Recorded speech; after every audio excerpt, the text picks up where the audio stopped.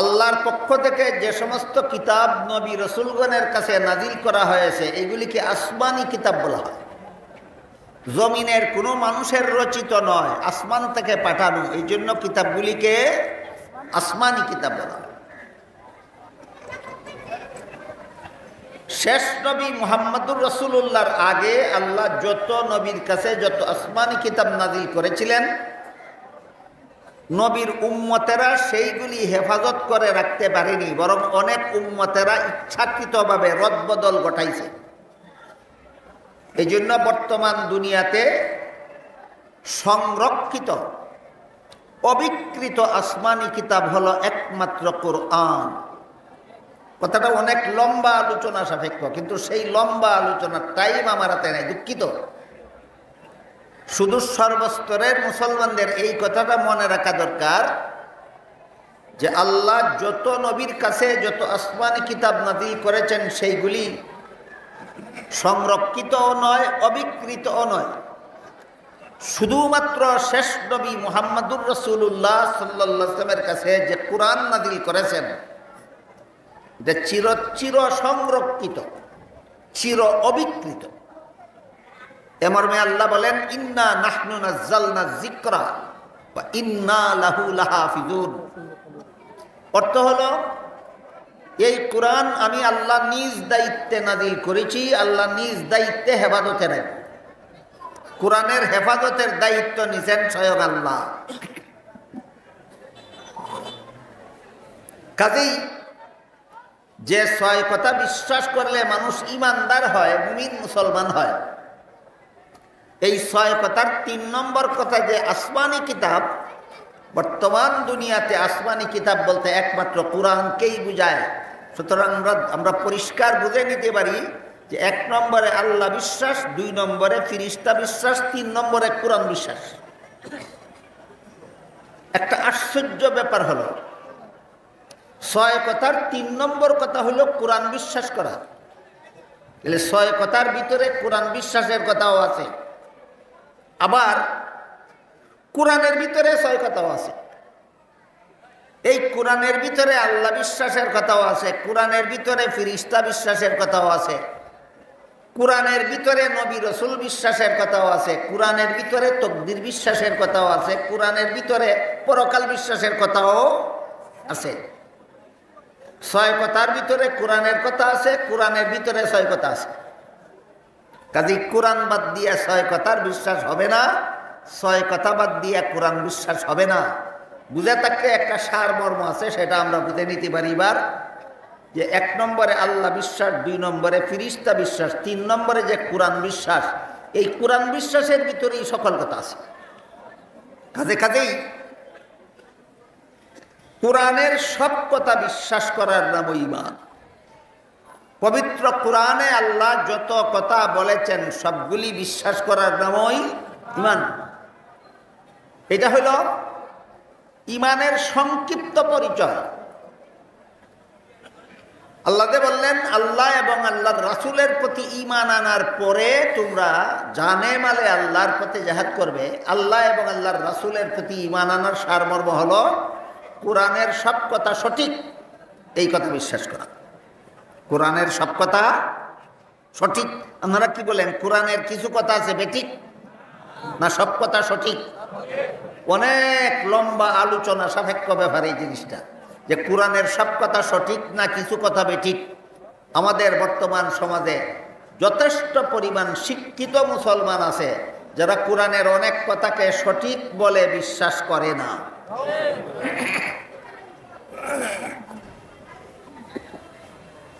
কোরআনে আল্লাহ অনেকগুলি কথা বলেছেন যেগুলিকে বর্তমান সমাজের অনেক বড় বড় শিক্ষিত মুসলমানেরা এগুলিকে সঠিক বলে বিশ্বাস করে না। যেমন এর মধ্যে একটা সহজ কথা হল, আল্লাহ পবিত্র কোরআনের সূরা আহজাবের ৩৩ নম্বর আয়াতের শুরুতেই বলেছেন, ওয়াকারনা ফি বুয়ুতিকুন্না। এর অর্থ হলো, হে নবীর বিবিরা আর মুসলমানের নারীরা, তোমরা বসবাসের ঘরে থাকো। মুসলমান মহিলাদেরকে আল্লাহ সূরা আহজাবের ৩৩ নম্বর আয়াতে কোথায় থাকতে বলেছেন? ঘরে থাকো।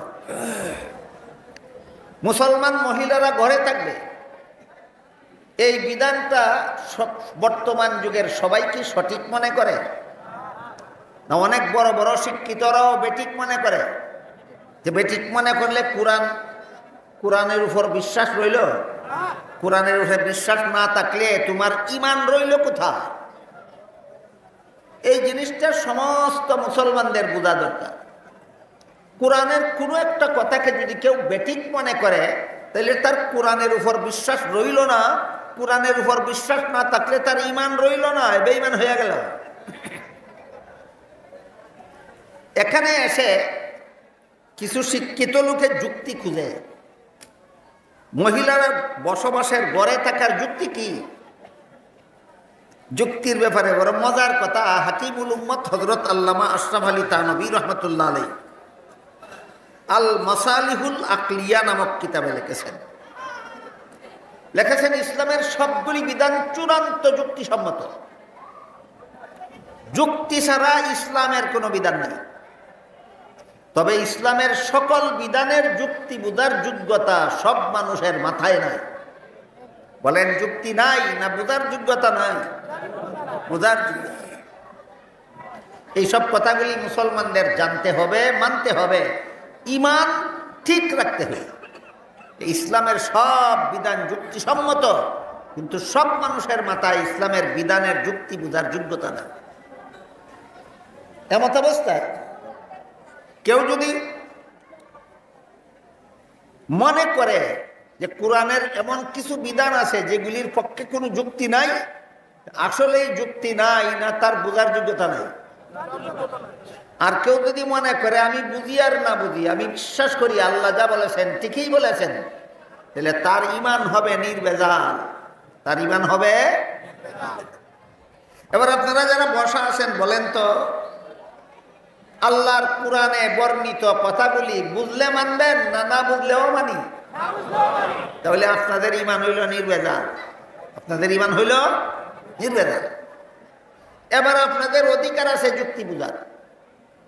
কোন যুক্তিতে আল্লাহ মুসলমান মহিলাদেরকে বসবাসের ঘরে থাকতে বলেছেন? যুক্তি হইল আল্লাহ মহিলাদের জীবনে এমন কিছু দায় দায়িত্ব দিয়েছেন যেগুলি কোনো পুরুষের পালন করার ক্ষমতা নাই। এই বিষয়গুলির ব্যাপারে পুরুষ শক্তিশালী না মহিলা শক্তিশালী? যেমন সন্তান গর্ভে ধারণের ক্ষমতা কোনো পুরুষের নাই, একমাত্র মহিলার আছে। সুতরাং সন্তান গর্ভে ধারণের ব্যাপারে পুরুষ শক্তিশালী না মহিলা শক্তিশালী? সন্তান প্রসব করার ক্ষমতা মহিলাদের আছে, পুরুষের নাই। সন্তানকে স্তনের দুধ পান করাবার ক্ষমতা মহিলাদের আছে, পুরুষের নাই। এরকম বেশ কিছু দায়িত্ব আল্লাহ একচেটিয়াভাবে মহিলাদেরকে দিতেন। আর এই দায়িত্বগুলি পালন করার উপযুক্ত পরিবেশ হলো বসবাসের ঘর। বলেন সন্তান গর্ভে নিয়ে খেতে খামারে কাজ করা সুবিধা না বসবাসের ঘরে থাকা সুবিধা? সন্তান প্রসবের জন্য হাট বাজার সুবিধা না বসবাসের ঘর সুবিধা? সন্তানকে স্তনের দুধ পান করাবার জন্য সংসদ ভবন সুবিধা না অফিস আদালত সুবিধা না গাড়ির ড্রাইভিং সিট সুবিধা না বসবাসের ঘর সুবিধা?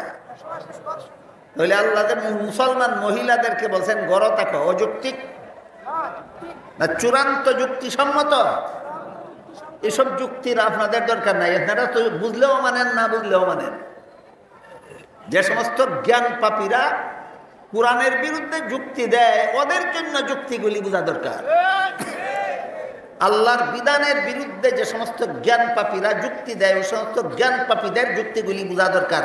কারণ ইসলামে এমন কোনো বিধান নাই যার পক্ষে চূড়ান্ত কোনো যুক্তি নাই। আল্লাহর বিধানের বিরুদ্ধে যুক্তি দেওয়ার একটা মহাপুরস্কার আছে। এবার সেই কথাটা বলি শুনে, আল্লাহর বিধানের বিরুদ্ধে যুক্তি দেওয়ার মহাপুরস্কার কি পুরস্কার? ইমামুল মুফাসসিরিন আল্লামা কুরতুবী রাহমাতুল্লাহি আলাইহি তফসিরে কুরতুবী শরীফে লিখছেন ইবলিস ৮০,০০০ বছর আল্লাহর ইবাদত করেছিল। কতদিন? ৮০,০০০ বছর। এতে আল্লাহ খুশি হয়ে ইবলিসকে সমস্ত পৃথিবীর রাজত্ব দান করেছিলেন। কোন দেশের রাজত্ব? সমস্ত পৃথিবী।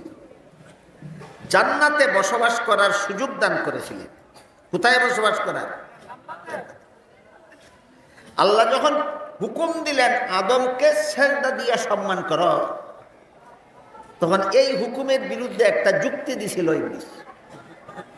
কি যুক্তি দিছিল? বলেছিল, খালাকতানি মিন নারিন ওয়া খালাকতাহু মিন তিন। আমাকে আগুন দিয়া বানাইছো, আগুনের মধ্যে আলো থাকে। আদমকে মাটি দিয়া বানাইছো, মাটির মধ্যে অন্ধকার থাকে। অন্ধকারের চেয়ে আলো ভালো। কাজেই মাটির তৈরি আদমের চেয়ে আগুনের তৈরি ইবলিস যুক্তিসঙ্গতভাবে ইবলিস ভালো। ভালো হয়ে মন্দের সামনে মাথা নত করার কোনো যুক্তি না। কে দিল যুক্তি? কার বিরুদ্ধে? আল্লাহর হুকুমের বিরুদ্ধে ইবলিসে দিল যুক্তি। এই একটা যুক্তির 4টা পুরস্কার পাইছে সে। একটা যুক্তির কটা পুরস্কার পাইছে? 1 নম্বর, ৮০,০০০ বছরের ইবাদত বরবাদ। কতদিনের ইবাদত? কবুল হইল না ধ্বংস হইল? 2 নম্বর, দুনিয়ার রাজত্ব ছিনাইয়া নিলেন আল্লাহ। তাকে আর দুনিয়ার 1 ইঞ্চি মাটিরও রাজত্ব দিয়া রাখলেন না, ছিনাইয়া নিলেন। 3 নম্বর, জান্নাত থেকে চিরতরে বহিষ্কার করে দিলেন। 4 নম্বর, ভবিষ্যতের জন্য বলে দিলেন, ইন্নাকা রাজিম, তুই চিরকালের জন্য আল্লাহর রহমত থেকে বঞ্চিত। আল্লাহর একটা বিধানের বিরুদ্ধে যুক্তি দিয়া কটা পুরস্কার হইল? এইটা সব মুসলমান, শিক্ষিত অশিক্ষিত নির্বিশেষে সকলের মনে রাখা দরকার। আল্লাহর বিরুদ্ধে যারা যুক্তি দাও, ইবলিসের মতো 4 পুরস্কার তোমার কপালে লেখা থাকবে। কত পুরস্কার? সত্যই পুরস্কার না তিরস্কার? এই পুরস্কার শব্দটা আমি তিরস্কার করেই কেছি।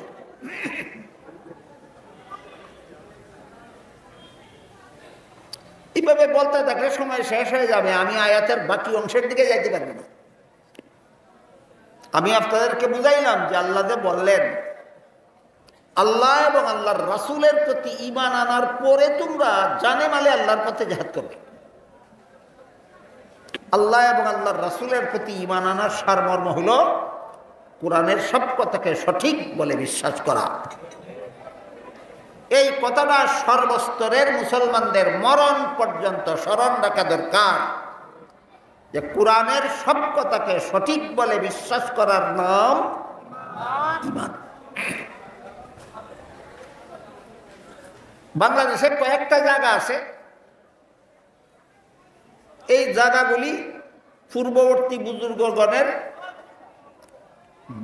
বরকতময় পরশে এই জায়গাগুলিও বরকতময়, যাদেরকে কোরআন হাদিস বুঝানি সহজ হয়।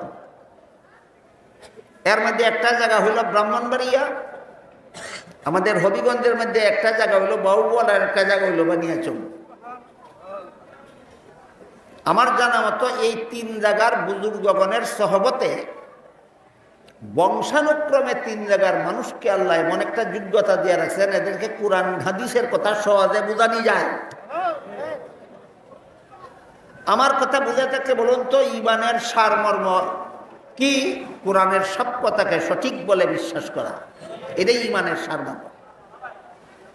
কাজেই যারা কোরআনের সব কথাকে সঠিক বলে বিশ্বাস করে, এদেরকে আল্লাহ বলেন তুমিনুনা বিল্লাহি ওয়া রাসূলিহি ওয়া তুজাহিদুনা ফি সাবিলিল্লাহি বিআমওয়ালিকুম ওয়া আনফুসিকুম। তোমরা যারা আল্লাহ এবং আল্লাহর রাসূলের প্রতি ঈমান রাখো, তোমাদের জন্য ত্রিমুখী উপকারী ব্যবসাটা হইল আল্লাহ এবং আল্লাহর রাসূলের প্রতি তোমরা জানে মালে আল্লাহর পথে জিহাদ করবে। এই জিহাদটাই হইল তোমাদের জন্য সবচেয়ে বড় উপকারী ব্যবসা। এই কথার ব্যাখ্যা অনেক লম্বা।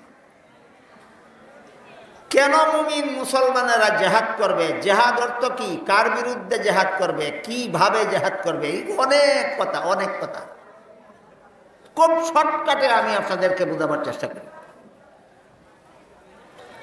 জেহাদ শব্দের একটা হলো আবিধানিক অর্থ আর একটা হলো পারিভাষিক।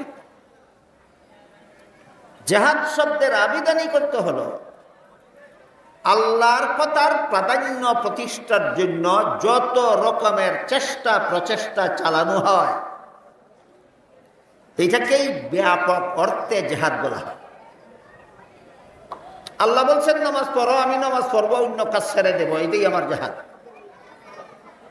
আল্লাহ বলছেন রোজা রাখো, আমি রোজা রাখবো, অন্য রোজা বিরোধী সব কাজ বর্জন করবো, এটাই আমার জেহাদ। আল্লাহ বলেছেন হালাল পথে জীবনযাপন করো, আমি হারাম কার্যকলাপ ছেড়ে দেব, এটাই আমার জেহাদ। এটা হইল ব্যাপক অর্থে জেহাদ। আর একটা আছে বিশেষ অর্থে জেহাদ। বিশেষ অর্থে জেহাদ বলা হয় কোন সমাজের মুসলমান যদি অমুসলমানদের দ্বারা সন্ত্রাসী হামলার শিকার হয়, কোন সমাজের মুসলমান যদি অমুসলমানদের দ্বারা সন্ত্রাসী হামলার শিকার হয়। প্রশ্ন লাগতে পারে সন্ত্রাসী হামলা কারে কয়? একটা বিশেষ রকমের হামলাকে সন্ত্রাসী হামলা বলা হয়। এই হামলাকারীরা দলবদ্ধ থাকে, হামলাকারীরা অস্ত্রধারী থাকে, নির্দোষের উপর হামলা করে। দল বেঁধে অস্ত্র নিয়ে নির্দোষের উপর হামলা করার নাম সন্ত্রাস। যারা করে এদের নাম সন্ত্রাসী। এটা মনে রাখতে হবে আপনাদের।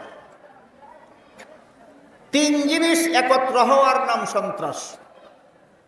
একটা হইল দল বাঁধা, সুতরাং একা কেউ সন্ত্রাসী হতে পারে। দুই নম্বরটা হইল অস্ত্রের ব্যবহার। কাজেই দল বেঁধেও খালি হাতে দল বাঁধলেও সন্ত্রাসী হয় না। আপনারা এখানে একা বসেছেন না দল বেঁধে? আপনারা সন্ত্রাসী কেন না? অস্ত্র নাই। আমার বিশ্বাস এখানে কেউ অস্ত্র নিয়ে আইছে না। কাজেই শুধু দল বাঁধলেই সন্ত্রাসী হয় না, অস্ত্র থাকতে হবে। পুলিশ যদি দল বেঁধে বন্দুক নিয়ে গিয়া সুর ধরে, পুলিশকেও সন্ত্রাসী বলা যাবে না। কেন? সুর ধরা কোনো অন্যায়ের উপর, কোনো নির্দোষের উপর হামলা নয়, সুরদোষা দোষীকে গ্রেফতার করে। কোনো পুলিশ যদি সুরের কাছ থেকে ঘুষ খাইয়া চুরের দুইটা থানা না নিয়ে আসে, এটা দেয়, তার কথা আলাদা। এটা পুলিশের ধর্ম নয়, এটা ধর্মহীন পুলিশ। পুলিশের আসল ধর্ম হলো সরকারের নির্দেশ। পুলিশ চোরকে ধরে গ্রেফতার করে থানায় হাজির করো অথবা কোর্টে হাজির করো। আপনারা হয়তো অনেকে জানেন, পাকিস্তানের আল্লামা তকি উসমানী দামাত বারাকাতুহু এক সময় পাকিস্তানের শরঈ আদালতের প্রধান বিচারপতি ছিলেন দীর্ঘদিন। তখন তিনি এক বক্তৃতায় বলেছিলেন, ইসলামের বিধান হইল চোরের হাত কাটা। আদালত থেকে হাত কাটার বিধান দেওয়া হবে, সেই বিধানের দায়িত্বটা ছিল আমার হাতে। কিন্তু দুঃখের বিষয়, আমি প্রধান বিচারপতি, আল্লাহর বিধান হইল চোরের হাত কাটার হুকুম দেও, আমি এই সুযোগ পাইছি না। কারণ পুলিশে চোরের কাছ থেকে ঘুষ খাইয়া থানার থেকেই পুলিশ ছেড়ে দেয়, আদালতে হাজিরই করে না, আমি রায় দেব কিভাবে? তকি উসমানী সাহেবের এই কথার পরিষ্কার সারমর্ম দাঁড়ায় যে পাকিস্তানি পুলিশরা চোরের কাছ থেকে ঘুষ খাইয়া ছেড়ে দেয়, আদালতে হাজির করে না। এইরকম ঘুষখোর পুলিশ শুধু পাকিস্তানে আছে, দুনিয়ার আর কোনো দেশে নাই। আপনারা আছে কইয়া দায়িত্ব আপনাদের। কেন আছে বললেন, এটা জবাব আপনারা দেবেন। এই জন্য বলছি এদের কথা আলাদা। চোর যদি দল বেঁধে অস্ত্র নিয়ে চোর ধরিয়ে আনে, এটা সন্ত্রাস হবে না, কারণ অন্যায়ের বিরুদ্ধে হামলা করছে, নির্দোষের উপর হামলা নয়। কাজেই দল বেঁধে অস্ত্র নিয়ে নির্দোষের উপর হামলা করার নাম সন্ত্রাস। এমন সন্ত্রাসী হামলা যদি কেউ মুসলমানদের উপর করে, তাহলে ওই হামলাকারীদের বিরুদ্ধে যুদ্ধ করা এটা ইসলামের বিশেষ পরিভাষায় জেহাদ। এটা জেহাদের বিশেষ অর্থ, বিশেষ অর্থে জেহাদ।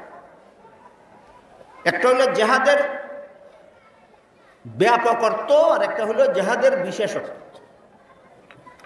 আল্লাহর কথার প্রাধান্য প্রতিষ্ঠার জন্য মুসলমানের জীবনে যত রকমের চেষ্টা প্রচেষ্টা চালায়, ব্যাপক অর্থে সবগুলি জেহাদ।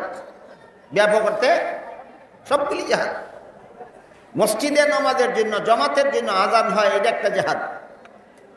মসজিদে জামাতের সাথে নামাজ হয়, এটা একটা জেহাদ। মাদ্রাসায় কোরআন হাদিস শিক্ষা দেওয়া হয়, এটা একটা জেহাদ। ছাত্রদের কোরআন হাদিস শিক্ষার জন্য কিতাবাদি লেখা হয়, এটা একটা জেহাদ। আর যত লোকে ইসলামের বিধানের বিরুদ্ধে যত কথা বলে সবগুলির দাঁতভাঙ্গা জবাব মুখের দ্বারা অথবা কলমের দ্বারা দেওয়া, এটাও জেহাদ। ব্যাপক অর্থে জেহাদ। বিশেষ অর্থে জেহাদ, কোনো মুসলমানের উপর যদি সন্ত্রাসীরা হামলা চালায়, ওই সন্ত্রাসীদের বিরুদ্ধে যুদ্ধ করাকে বিশেষ অর্থে ইসলামে জেহাদ বলা হয়। তাহলে বিশেষ জেহাদ কি যে কোনো কাজের নাম, না সন্ত্রাসীদের বিরুদ্ধে যুদ্ধ করার নাম? কি বুঝলেন? বিশেষ অর্থে জেহাদ সন্ত্রাসীদের বিরুদ্ধে যুদ্ধ করার নাম জেহাদ। এই জেহাদের বিধান আল্লাহর রসুল মক্কা শরীফ থেকে হিজরত করে মদিনা শরীফ যাওয়ার পরে আল্লাহ রসুলের উপর এই জেহাদের বিধান ফরজ করলেন রসুলের উম্মতের জন্য, এবং রসুল বলে গেছেন আল জেহাদু মাজিন ইলা ইয়াউমিল কিয়ামা। ইসলামের এই জেহাদ বিধান কিয়ামত পর্যন্ত বলবৎ থাকবে। ইসলামের বিধান আল্লাহ রসুল কি বলে গেছেন? রহিত হয়ে যাবে না বলবৎ থাকবে? নফল না ফরজ? কতদিন? কিয়ামত পর্যন্ত। ইসলামের বিধান কিয়ামত পর্যন্ত আমার মুসলমান উম্মতের জন্য ফরজ। এই ফরজটা কিভাবে পালন করতে হবে, এটার শিক্ষা পাওয়া যায় সিরাতুন নবীর আদর্শে। 13 বৎসরের মক্কি জিন্দেগিতে আল্লাহর রাসূল সন্ত্রাসীদের হামলা নীরবে সহ্য করেছেন। এদের বিরুদ্ধে কোনো জেহাদ করেননি। কেন? মক্কি জিন্দেগিতে রাসূলের কোনো সরকার ছিল না, জেহাদের ক্ষমতাও ছিল না, জেহাদের দায়িত্বও ছিল না। মক্কা শরীফ থেকে হিজরত করে মদিনা শরীফ গিয়ে রাসূল একটা রাষ্ট্র প্রতিষ্ঠা করেছেন। রাষ্ট্র প্রতিষ্ঠা করেছেন সরকার ছাড়া, না সরকার গঠনের মাধ্যমে? সরকার সারা দেশ চলে, সরকার গঠন করেছেন। মক্কি জিন্দেগিতে রাসূলের সরকার নাই, জেহাদের ক্ষমতাও নাই, দায়িত্বও নাই। 10 বৎসরের মাদানী জিন্দেগিতে রাসূল সরকার গঠন করেছেন। এবার জেহাদের হুকুম ফরজ হয়েছে, তোমার সরকার আছে, জেহাদের ক্ষমতাও আছে, জেহাদের দায়িত্ব আছে। তাই রাসূল করিম সাল্লাল্লাহু আলাইহি ওয়াসাল্লাম আগের বছর হিজরত করে মদিনা শরীফ গেলেন। পরের বছর ওই বদরের জেহাদে 313 জন নিরীহ মুসলমান নিয়ে 950 সন্ত্রাসীদের বিরুদ্ধে জেহাদে বাইরে পড়লেন। আমি আপনাদেরকে বুঝাতে পারলাম কিনা পরীক্ষা করার জন্য জিজ্ঞেস করব। 13 বৎসরের মক্কি জিন্দেগিতে সন্ত্রাসীদের হামলা সহ্য করলেন, জেহাদে গেলেন না কেন? সরকার নাই। জেহাদে গেলেন না কেন? সরকার নেই। হিজরত করে মদিনা শরীফ আগের বছর গেলেন, পরের বছরই জেহাদে বাইলেন কেন? সরকার আছে। কি শিক্ষা পাইলাম সিরাতুন নবীর থেকে? সরকারের উপর জেহাদ ফরজ হয়। কি শিক্ষা পাইলাম? জেহাদ ফরজ হয় সরকারের। কোন দেশের সরকারের উপর? মুসলমানের দেশের সরকারের উপর। বলেন কোন দেশের সরকারের উপর? মুসলমান দেশের সরকারের উপর জেহাদ ফরজ হয়। কিছু আনুষঙ্গিক কথা আছে, সেগুলি বলার আমার এখন টাইম নেই, মূল কথাগুলি বলতেছি। এবার বলুন তো, বর্তমান দুনিয়ার কোন দেশের মুসলমানেরা সন্ত্রাসীদের হামলায় আক্রান্ত কিনা? একটা দুইটা না অনেকগুলি? বার্মা, অযোধ্যা, কাশ্মীর, ফিলিস্তিন, এই সমস্ত এলাকার মুসলমানেরা সন্ত্রাসীদের হামলার শিকার কিনা? তাহলে জেহাদ ফরজ হয়েছে কিনা? কার উপরে? বানিয়া সঙ্গের সাধারণ মুসলমানদের উপর। হ্যাঁ, এই একবার জব দিছে। জব দিলে বোঝা গেল আমি কথা বুঝাইতে পারছি। যেহেতু ফিলিস্তিনের মজলুম মুসলমানেরা সন্ত্রাসী রাষ্ট্র ইসরায়েলি ইহুদিদের সন্ত্রাসী হামলার শিকার আজ প্রায় 100 বৎসর যাবৎ, প্রায় 100 বৎসর যাবৎ। সুতরাং যতদিন পর্যন্ত মজলুম মুসলমানদেরকে সন্ত্রাসীদের হামলার থেকে রক্ষা করা না যাবে, ততদিন পর্যন্ত মুসলমান সরকারদের উপর এদের বিরুদ্ধে যুদ্ধ করা, যাকে বিশেষ অর্থে জেহাদ বলা হয়, ফরজ। আপনাদের জানা মতো বর্তমান দুনিয়ার কোন কোন মুসলমান দেশের সরকারে ফরজটা আদায় করছে? এরা ফরজ আদায় করাত না, এরা গদি কামড় দিয়া দইরা রাখার জেহাদও আছে। ছোটবেলা আমি বানিয়েছম কিছুদিন লেখাপড়া করছি। আমরা স্বাস্থ্যগঞ্জে এই বন্যার পানি উঠে না, স্বাস্থ্যগঞ্জের অনেক মহিলারা বুঝেই না বন্যা কারে কয়, ভানি কেমনি উঠে, এমন এলাকা হইল স্বাস্থ্য। ছোটবেলায় যেহেতু বানিয়াচঙ্গে আমি বেশ কিছুদিন ছিলাম, লেখাপড়া করছি, নৌকা বাবা ওইখানেই শিখছি। তখন দেখতাম বর্ষার সময় একদল ছেলে দল বান্ধা ভানিতলাম, একটা ছেলে দল থেকে একটু দূরে যায়, যে হাতের মধ্যে একটু পানি উঠে দেখায়, পালের ছেলেদেরকে জিজ্ঞেস করে আমার হাতে কি? পালের ছেলেরা বলে তোর হাতে মলাই। এমনি সে ডুব মারে আর কয় আমি ফলাই। এরপরে দৌড়ানি তুললো তারা কজনে, এই দলের সব ছেলে একটারে দৌড়ায়। আমি একদিন জিজ্ঞাসা করলাম, এই তোরাও বলে মিললে একটারে দৌড়াস কেন? কয় এরা তো মলাই। আসই মলাই না গুড়ার ডিম মার্কা মলাই? আসা মলাই না, এটা মুখের মলাই, গুড়ার ডিমের মতো। হয়তো দৌড়াইলে কি দিব? কয় যে সইব মলাই এ ভাইব। কতক্ষণ খার গিয়ে দেখলাম ইটারে হগলতায় দৌড়াইতে দৌড়াইতে একসাথে তো হগলতায় সইতে পারে না, একটাই আগে সয়, যেটাই এরে সইয়া লাগছে মলাই গেল এরা তুমি ওখান বাকি তাইও ইটারে দৌড়ায়, আগে যেটারে উন্নতায় দৌড়ে তো হিডায়ও দৌড়ায়, বাকি তাই দৌড়ায় কেড়ে এই গুড়ার ডিমটাই একবার নি ফাই, আর যেটাই একবার ফাইছিল ইটাই দৌড়ায় কেড়ে আবার নি ফাই। এটারে কেউ কেউ কয় মলাই খেলা, কেউ কয় লাই খেলা। বর্তমান সমাজের অধিকাংশ রাজনীতি এই সমস্ত মস্তান ছেলে ফেলেদের মলাই খেলার মতো, লাই খেলার মতো। যেটারা তো যায় এটারে সকলে মিলে দৌড়ায় কিতার লাগি? জেহাদের ফরজ আদায় করবার লাগি না, লাড্ডুটা উদ্ধার করার লাগি।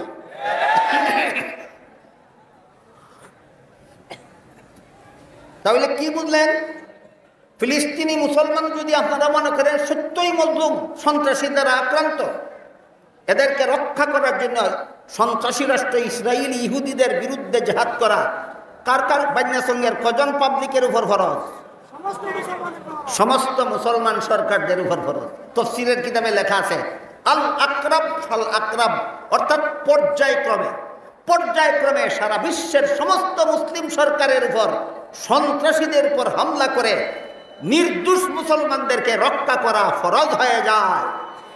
বর্তমান মুসলমান দেশের সরকারেরা ফরজ আদায়ের চিন্তায় লিপ্ত না লাড্ডু উদ্ধারের আন্দোলনে লিপ্ত? লাড্ডু উদ্ধারের আন্দোলনে লিপ্ত। ভালো রকম জানা রাখবা, ফেরাউন লাড্ডু পাইছিল, এই লাড্ডু লই ওই হাসনের মাঠে উঠবে না থইয়া গেছে? লাড্ডুওয়ালারা শোনেন রাখবা, লাড্ডু পাওয়ার না পাও, লাড্ডু লইয়া হাসনের মাঠে যেতে পারবে না, লাড্ডুটা তো এই যেমন লাগবো। সেই দিন জবাব দিতে হবে। তোমার মজলুম মুসলমানের শিশুদেরকে নির্বিচারে হত্যা করেছিল, মহিলাদেরকে নির্বিচারে হত্যা করেছিল, রুগীদেরকে নির্বিচারে হত্যা করেছিল, বৃদ্ধদেরকে নির্বিচারে হত্যা করেছিল। কি করছিল বলো?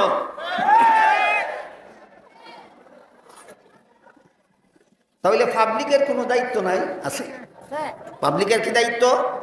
প্রত্যেকটা মুসলমান দেশের পাবলিকের দায়িত্ব হইল সরকারকে স্মরণ করে দেওয়া, ফিলিস্তিনকে ফরজ আদায় করো, নাইলে তোমারে আমরা সরকার বানাইতে রাজি না। বলেন এবার আপনাদেরও কিছু দায়িত্ব আছে কিনা?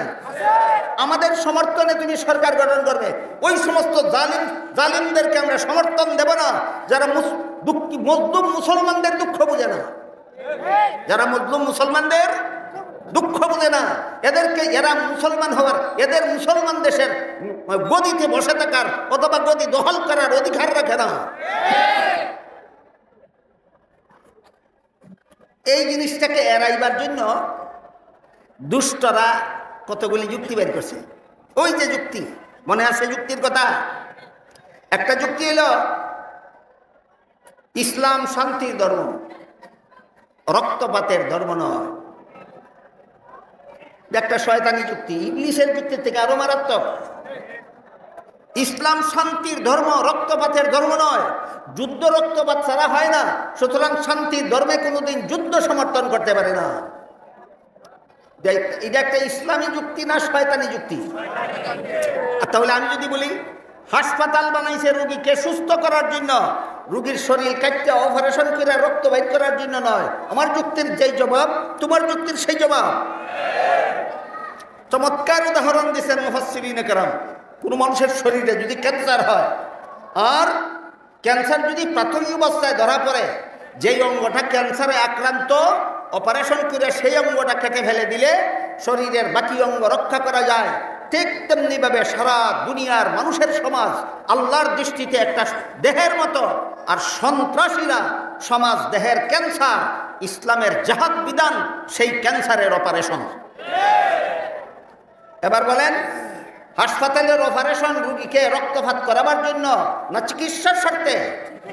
ঠিক তেমনিভাবে ইসলামের জিহাদ বিধান সমাজে রক্তপাত করাবার জন্য না সন্ত্রাস দমন করার স্বার্থে? হাসপাতালের অপারেশন যেমন ভাবে চিকিৎসার স্বার্থে, ঠিক তেমনি ভাবে সন্ত্রাসীদের বিরুদ্ধে যুদ্ধ করা, লড়াই করা, জিহাদ করা মুসলমান সরকারদের উপর ফরজ হয়। আক্রান্ত, সন্ত্রাসী হামলায় আক্রান্ত নিরীহ মানুষদেরকে উদ্ধার করার স্বার্থে সরকারদের উপর আল্লাহ বলছেন তুজাহিদুনা ফি সাবিলিল্লাহি বিআমওয়ালিকুম ওয়া আনফুসিকুম। লম্বা ব্যাখ্যা করার টাইম আমার হাতে নাই। বিআমওয়ালিকুম ওয়া আনফুসিকুমের দুইটা ব্যাখ্যা আছে।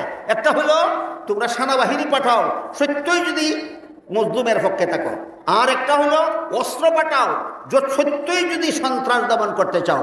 এই দুইটাই আল্লাহ বুঝাইছেন আমওয়ালিকুম ওয়া আনফুসিকুম বলিয়া। অর্থাৎ জিহাদ, সন্ত্রাসীদের বিরুদ্ধে যুদ্ধ করতে দুইটা উপকরণ লাগবে, একটা সেনাবাহিনী লাগবে আর একটা অস্ত্র লাগবে। বলুন, ফিলিস্তিনি মুসলমানদের পক্ষ হইয়া ইসরায়েলিদের বিরুদ্ধে জিহাদ করতে হইলে কটা লাগবে? দুইটা। একটা হলো সেনাবাহিনী পাঠাও, আর একটা হলো অস্ত্র পাঠাও। সেনাবাহিনীও পাঠায় না, অস্ত্রও পাঠায় না, হয় আমি এরার পক্ষে আছি। বলেন, আপনার একটা বাইকে যদি একটা 10টা মানুষে লাঠি দিয়ে আঘাত করে মাথা ফাটাইয়া ফেলে, আর আপনি 100 হাত দূরে থেকে যদি বলেন আমি আমার মজলুমের পক্ষে আছি, কি গুড়ার ডিমের কাজে লাগবে তোমার পক্ষে থাকা? এই কম পক্ষে থাকা মস্তানি ছাড়া আর কিছু নয়। সত্যই যদি মুসলমানের পক্ষে থাকো, প্রত্যেক মুসলিম দেশের সরকারেরা অস্ত্র পাঠাও, সেনাবাহিনী পাঠাও, 24 ঘন্টাও ইসরায়েলিরা টিকবে না, ফিলিস্তিনেরা স্বাধীন হয়ে যাবে। আল্লাহ আপনাদের আমাদের সবাইকে তৌফিক দান করুন, আমিন।